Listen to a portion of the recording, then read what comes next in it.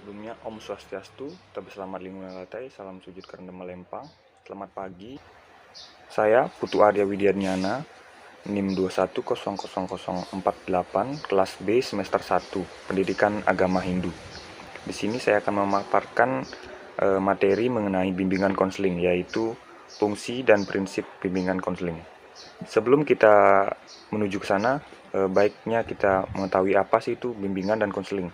Nah, bimbingan dan konseling atau yang biasa disingkat BK adalah proses interaksi antara konselor dengan konseli, baik secara langsung maupun tidak langsung, dalam rangka untuk membantu konseli agar dapat mengembangkan potensi dirinya ataupun memecahkan permasalahan yang dialaminya. Nah, kemudian kita masuk ke fungsi bimbingan dan konseling. Sebelumnya telah disampaikan bahwa layanan bimbingan dan konseling memiliki tujuan agar konseli dapat menemukan dirinya, mengenal, dan mampu merencanakan tentang dirinya untuk ke depan. Nah, dalam kaitan ini, layanan bimbingan konseling berfungsi sebagai layanan yang diharapkan melahirkan individu yang berkepribadian utuh dan mandiri.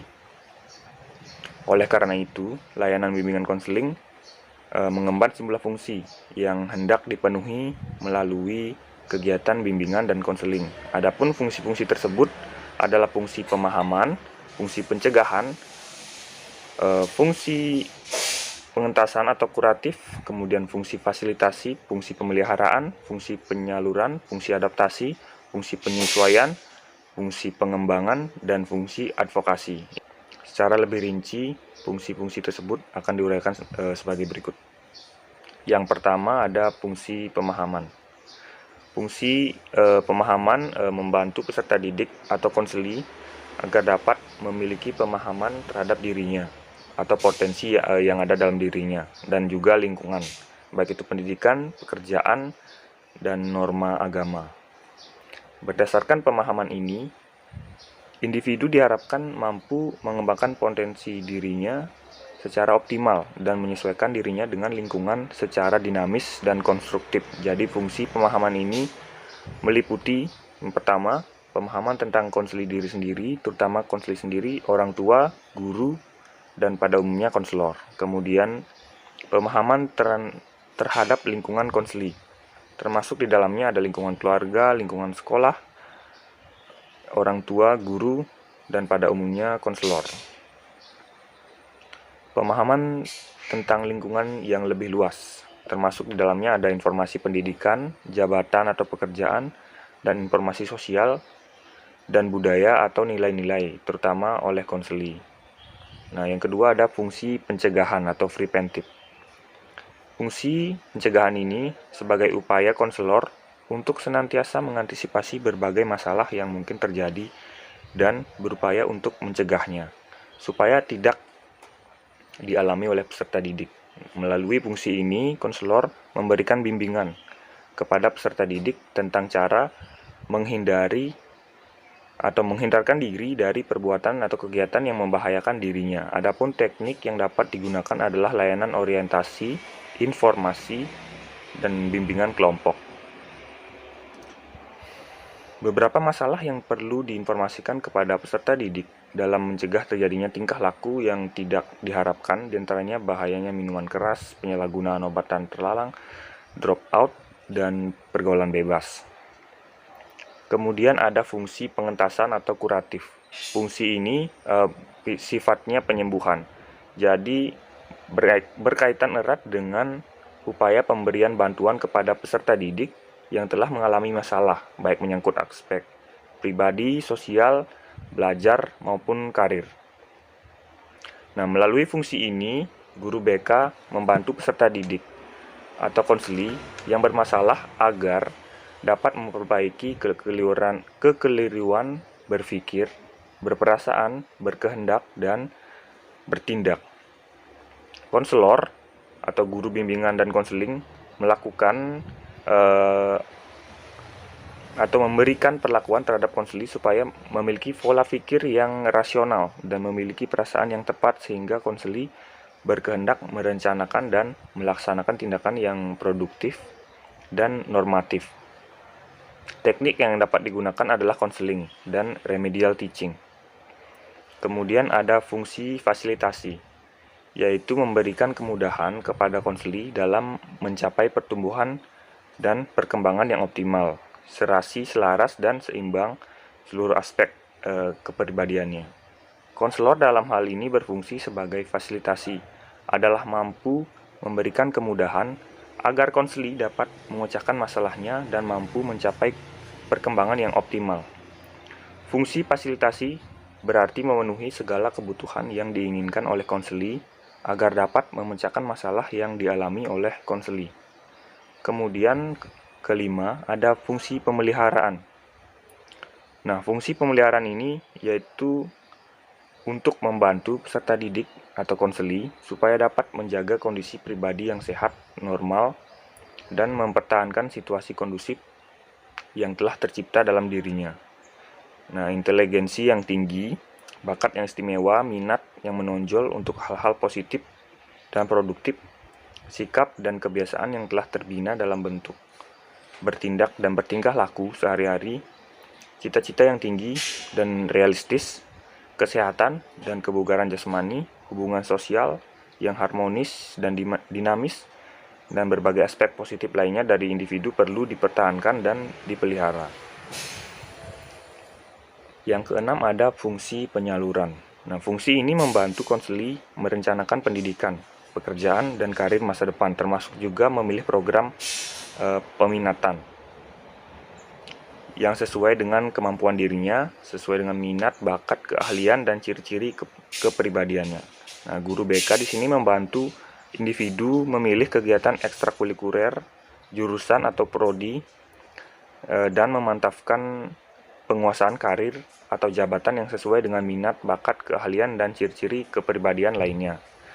Dalam melaksanakan fungsi ini, konselor perlu bekerja sama dengan pendidik lainnya dalam maupun di luar lembaga pendidikan. Kemudian ada fungsi adaptasi. Nah, melalui fungsi ini, guru BK membantu para pelaksana pendidikan, khususnya konselor, guru atau dosen, untuk mengadaptasi program pendidikan terhadap latar belakang pendidikan, minat, kemampuan, dan kebutuhan individu atau konseli. Dengan menggunakan informasi yang memadai mengenai individu, pembimbing atau konselor dapat membantu para guru atau dosen dalam memperlakukan individu secara tepat, baik dalam memilih dan menyusun materi pembelajaran atau perkuliahan, kemudian memilih metode dan proses pembelajaran, maupun mengadaptasi bahan pembelajaran sesuai dengan kemampuan dan kecepatan individu masing-masing. Kemudian ada fungsi penyesuaian. Nah, fungsi ini dimasukkan untuk membantu individu atau konseli agar dapat menyesuaikan diri secara dinamis dan konstruktif. Beberapa fungsi tersebut diwujudkan melalui diselenggarakannya berbagai jenis layanan dan kegiatan bimbingan konseling untuk mencapai hasil yang terkandung di dalamnya masing-masing fungsi tersebut. Setiap pelaksanaan layanan bimbingan dan konseling harus secara langsung mengacu pada satu atau fungsi-fungsi tersebut agar hasil yang hendak dicapai secara jelas dapat diidentifikasi dan dievaluasi. Nah, bila fungsi-fungsi itu telah terlaksana dengan baik secara keseluruhan, dapatlah konseli berkembang secara wajar dan mantap menuju aktualisasi diri secara optimal. Nah, keterpaduan fungsi tersebut akan amat membantu perkembangan konseli itu sendiri. Kemudian ada fungsi pengembangan. Nah, guru BK senantiasa berupaya untuk menciptakan lingkungan belajar yang kondusif, yang memfasilitasi perkembangan peserta didik, konselor, dan personel sekolah lainnya.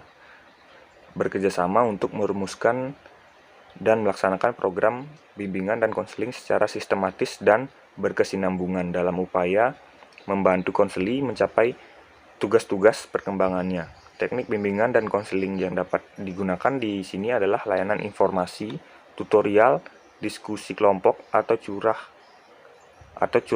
curahan pendapat, brainstorming, homeroom, dan karya wisata. Nah, yang terakhir ada fungsi advokasi. Nah, fungsi advokasi itu sendiri untuk membantu konseli berupaya Pembelaan terhadap hak-hak konseli yang mengalami perlakuan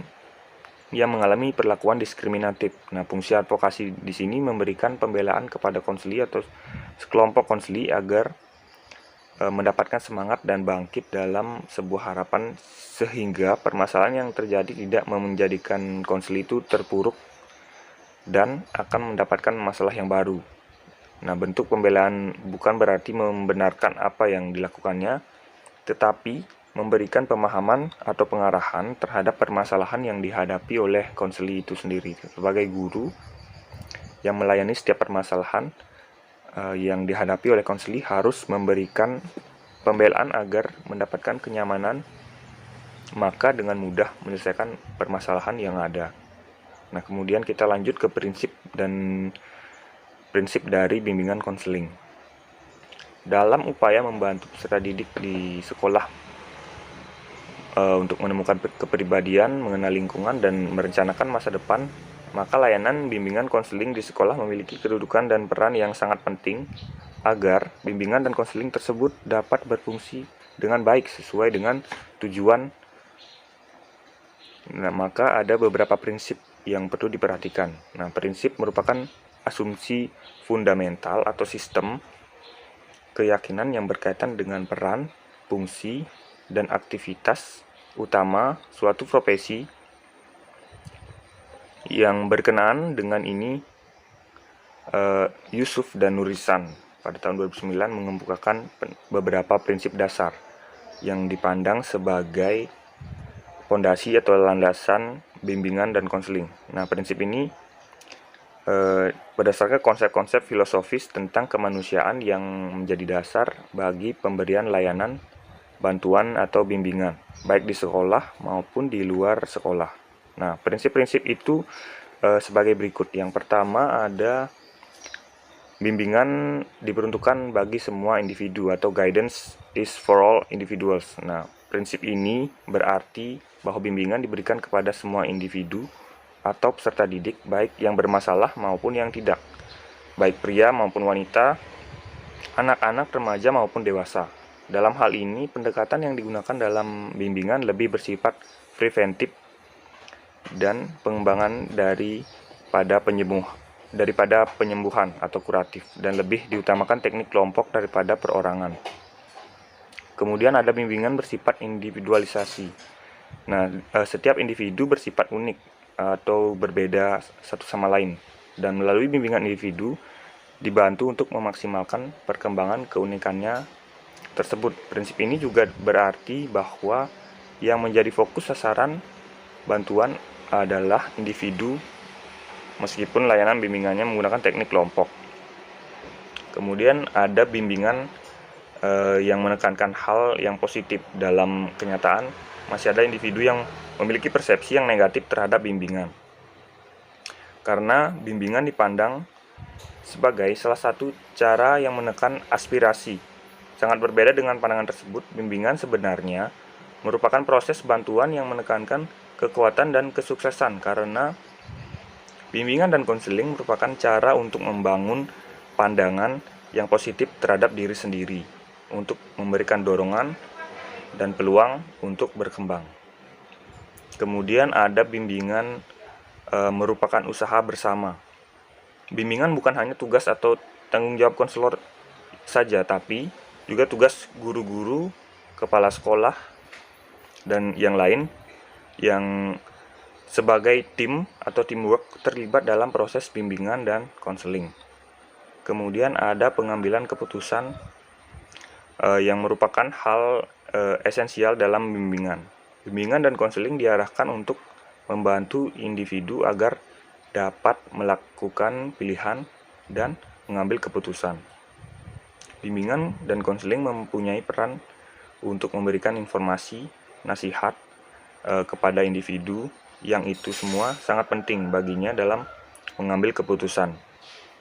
Kehidupan individu diarahkan oleh tujuannya, dan bimbingan memfasilitasi individu untuk mempertimbangkan dan menyesuaikan diri untuk menyempurnakan melalui pengambilan keputusan yang tepat. Kemudian ada bimbingan berlangsung dalam berbagai setting atau adegan kehidupan. memberikan pelayanan bimbingan tidak hanya berlangsung di sekolah tapi di lingkungan keluarga, perusahaan atau industri, atau lembaga-lembaga pemerintahan atau swasta dan masyarakat pada umumnya. Bidang layanan bimbingan pun bersifat multi aspek, yaitu meliputi aspek pribadi, sosial, pendidikan, dan pekerjaan. Nah, dari materi yang saya jelaskan tersebut dapat disimpulkan bahwa fungsi dari bimbingan konseling adalah manfaat yang dihasilkan dari bimbingan konseling itu sendiri. Nah, fungsi suatu layanan dapat diketahui dengan melihat kegunaan, manfaat, ataupun keuntungan dan dapat diberikan oleh pelayanan yang dimaksud. Prinsip-prinsip bimbingan dan konseling merupakan pemaduan hasil-hasil teori dan praktik yang dirumuskan, dijadikan sebagai pedoman dan dasar bagi konselor dalam penyelenggaraan pelayanan. Rumusan prinsip-prinsip dan bimbingan konseling ialah berkenaan dengan sasaran pelayanan, masalah klien, tujuan dan proses penanganan masalah, program pelayanan, penyelenggaraan pelayanan, baik fungsi maupun prinsip sangat penting dalam proses bimbingan dan konseling. Keduanya saling berkaitan dan mengandung makna yang sangat tinggi. Keberhasilan seorang konselor dapat dilihat dalam penanganan masalah kliennya dapat ditentukan oleh kedua hal tersebut. Demikian materi yang dapat saya sampaikan. Bila ada salah kata mohon dimaafkan, dan saya akhiri dengan Parama Santi. Om Santi, Santi, Santi, Om Sahe. Terima kasih.